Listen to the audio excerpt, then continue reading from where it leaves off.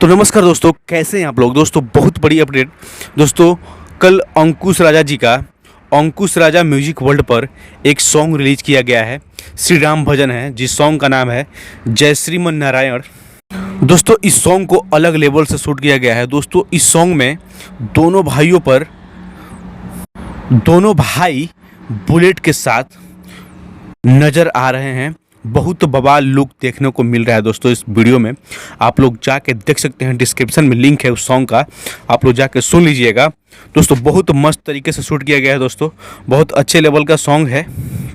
इसको अंकुश राजा music world पर कल ही रिलीज कर दिया गया है, तो जाइए आप लोग सुन लीजिए। दोस्तों इस सॉन्ग के गीतकार के बारे में बात करें तो इस सॉन्ग के गीतकार हैं बोस रामपुरी जी, जो कि अंकुश राजा जी के ज़्यादातर गाने यही लिखते हैं। और दोस्तों इस सॉन्ग के म्यूजिक डायरेक्टर हैं आर्या शर्मा जी का म्यूजिक है।